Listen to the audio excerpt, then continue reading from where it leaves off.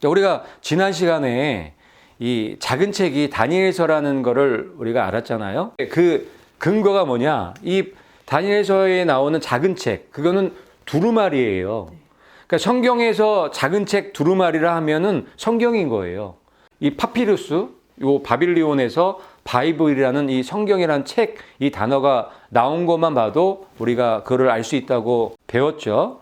그래서 우리는 작은 책, 이 두루마리는 성경책인데, 선지자들한테 주신 성경책인데, 말씀인데, 그런데 이 계시록 10장에서 말씀하시는 이 작은 책이 그 성경 중에, 구약 성경이 39권이 있는데 그 성경 중에서 다니엘서다. 왜 다니엘서냐면 이 천사가 내려와서, 이 하늘에 내려와서 땅과 바다를 밟고 이 책을 한 손에 들고 있는데 어떻게 들고 있었어요? 펴져 있었단 말이에요. 펴져 있었다는 거는 그 전에 닫혀 있었다는 거죠. 말아져 있었다는 얘기예요. 그러니까 봉함되었던 책, 선지자들한테 주신 책 중에서 봉함되었던 책, 봉함하라고 하신 책이 다니엘서밖에 없어요. 근데 그 봉함된 게 언제 열린다고 말씀해 주셨냐면 마지막 때. 그래서 이 말씀을 하시는 거예요. 내가 많은 백성과 나라와 방언과 임금에게 다시 예언하여야 하리라. 다시 예언해야 된다는 말씀은 뭐냐면 다니엘이 원래 받았을 때 봉함되어져 있었단 말이에요. 닫혀져 있었단 말이에요. 다니엘조차도 그 뜻이 무엇인지 알 수가 없었단 말이에요. 다니엘조차 몰랐는데 이제 이 천사가 와서 이거를 펴서 작은 책을 갖다 주잖아요. 열린 거죠. 이 다니엘이 열린 거예요. 봉함되었던 게 열린 책을 주니까 어때요? 이제 열린 이 예언의 말씀을 선포해야겠죠. 그 말씀 하시는 거예요. 이게 다시 예언해야 된다는 말씀이에요. 다시 대언해야 되고 선포되어져야 된다는 말씀이 이건 거예요. 예전에는 닫혀진 상태로 받았단 말씀을, 그런데 이제 마지막 때에는 이게 열린 상태로 우리한테 주어지기 때문에 이거를 다시 선포해야겠죠. 열려진 말씀을 선포해야 된다는 말씀을 하고 계시는 거예요. 그렇게 우리가 이 말씀을 이해를 하고 깨달아야 되는 거예요. 구약의 작은 책이 다니엘서라고 하면 신약의 작은 책은 계시록인 거예요. 그래서 다니엘서와 계시록이 짝이죠. 다니엘서가 없으면 계시록이 해석이 안 돼요. 계시록이 없으면 다니엘서가 또 해석이 안 되는 거예요. 짝이에요. 이게 같이 봐야 되는 거예요. 따로따로 떨어져 있지만 하나의 책이라고 보는 게 맞는 거예요. 그래서 구약의 작은 책은 다니엘서고 신약의 작은 책은 계시록인 거예요. 그래서 이 다니엘서와 계시록이 예수님 오시기 바로 전에 봉함이 열려지면서 세상에 전파되어져야 될 것을 지금 말씀해 놓고 계신 거예요. 그렇게 요거를 딱 이해하면은, 그러면은 다 풀려지죠. 다 쉽게 이해가 되고 풀려지죠. 이 작은 책이 무엇이고, 이 작은 책을 왜 주셨고, 어떻게 해야 되는지를 요 10장 안에서 다 설명해 주고 계시는 거예요. 창조하신 이를 가리켜 맹세하여 이르되 지체하지 아니하리니. 계시록에요, 이 창조자 하나님을 굉장히 많이 강조를 해요. 이 멸망, 심판이 오는 이유가 창조자 하나님을 무시했기 때문에 그래요. 창조자 하나님께 경배하지 않고 하나님을 두려워하지 않고 하나님의 질서에 순종하지 않기 때문에 멸망이 오는 거예요. 그래서 창조하신 이를 가리켜서 맹세하여 선포하는 거예요. 지체하지 않겠다고. 그런데 이게 언제부터냐? 이게 열리고 나서, 이 작은 책 다니엘서가 열리고 나서 이 열린 말씀이 선포되어지는 그 시점부터 카운트가 돼서 더 이상 시간이 없다는 말씀을 하시는 거예요. 그러니 우리가 진짜 더 이상 시간이 없는, 지체할 수 없는 그런 시간대에 우리가 살아가고 있다는 것을 깨달으셔야 돼요. 왜? 다니엘서가 열렸거든요. 요한계시록이 열렸거든요. 그 전에 못 봤던 것들이 활짝 열렸거든요. 그래서 더 이상 시간이 없다고 말씀을 드리는 거예요.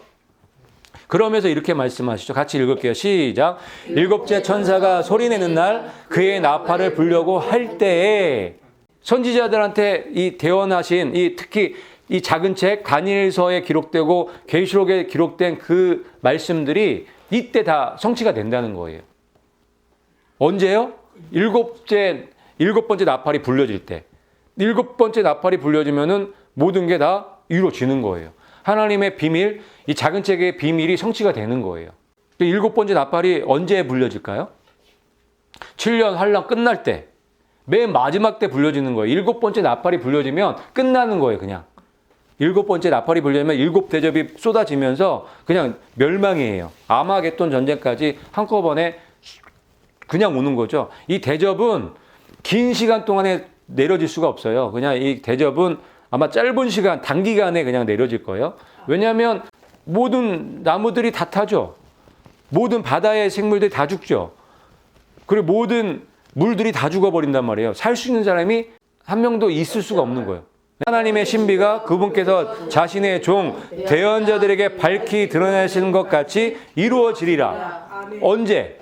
7번째 나팔이 불려질 때 이 신비가 선지자들, 대언자들한테 말씀하신 그 말씀들이 밝히 다 이루어진다는 거예요. 성취가 된다는 거예요. 그러면 모든 게 다 성취가 돼야 되겠죠. 7번째 나팔 불 때. 7번째 나팔 불 때 다 성취가 되는 거예요. 이게 이제 여기서 포인트예요.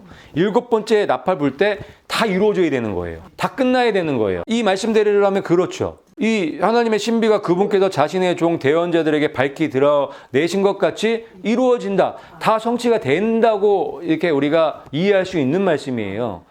그러니까 7번째 나팔이 불려지면 선지서에 기록된 내용들이 다 성취가 이루어져야 된다는 말씀을 하시는 거예요. 이게 굉장히 중요해요. 왜냐하면 휴거 사건과 연결이 돼 있기 때문에 그래요. 휴거 사건도 7째 나팔 불기 전에 벌써 성취가 되어져야 되는 거예요. 7째 천사가 나팔을 불매 하늘에 큰 음성들이 나서 이르되 아멘. 바로 다음 장 11장 15절에 바로 나오죠. 근데 여기에는 무슨 내용이 나와요? 7번째 나팔을 부니까 하늘에서 큰 음성들이 나와서 찬양하는 장면이 또 나오는 거예요. 하늘에서 여기 찬양하는 이 큰 음성들이 누굴까요? 휴거된 사람들일 수밖에 없는 거예요. 11장 15절 전에 무슨 내용이 나와요? 두 증인이 죽죠. 3년 반 후에 죽잖아요. 죽고 3일 반 있다가 휴거되는 내용이 나오잖아요. 두 증인이 휴거되는 장이 15장이란 말이에요. 그 휴거되는 게 끝나고 7번째 나팔이 불려지면서 이 내용이 나오는 거예요. 그러니까 휴거가 벌써 일어났죠. 두 증인의 휴거가 벌써 이 말씀 나오기 전에 있었단 말이에요. 그러면 두 증인의 휴거가 있었으니까 이방 교회에도 물론 있었겠죠. 그리고 이 짐승의 표 환란을 겪은 분들은 그 순교하신 분들도 당연히 거기 중간에 껴 있겠죠. 세 그룹이 다 올라가서 지금 하늘에 큰 음성들이 찬양하고 있는 게 지금 이 장면이라고 이해를 하시면 돼요. 그래서 7번째 나팔 불기 전에 휴거가 3번의 휴거가 다 있어야 된다는 거예요. 그래서 이 19장에도 이 말씀이랑 같은 말씀이 있는 거예요. 같이 읽어볼게요. 시작. 이후에 내가 들으니 하늘에 많은 사람들의 큰 음성이 있어 이르되 아멘. 이게 지상재림 하기 전이에요. 아마겟돈 전쟁이 있기 전이란 말이에요. 아마겟돈 전쟁은 이게 7번째 나팔의 재앙이에요. 7번째 나팔이 불려졌을 때 대접이 부어지면서 아마겟돈 전쟁이 이루어지는 거란 말이에요.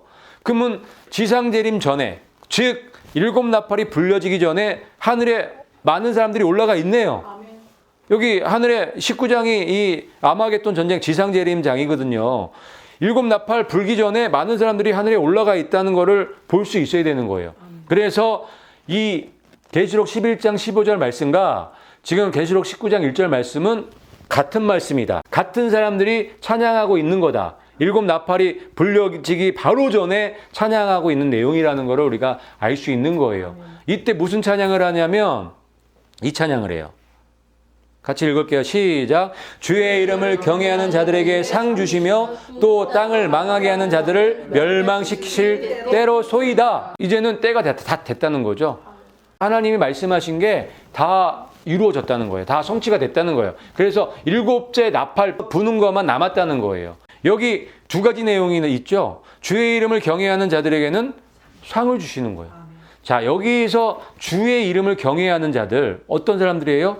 창조자 하나님, 이 천지 만물을 만드신, 자연 법칙을 만드신, 질서를 만드신 하나님을 순종하는 자들이에요. 하나님 말씀에 순종하는 자들을 주님의 이름을 경외하는 자들이라고 하는 거예요. 하나님을 경외하는 사람이 어떤 사람들이에요? 땅을 망하게 하는 사람들의 반대인 사람들.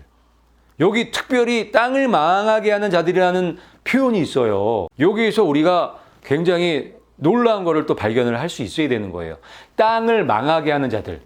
누가요? 사탄을 중심으로 해서 이 일루미나티 흑암의 세력들이 지금 땅을 망하게 하는 일을 하는 거예요.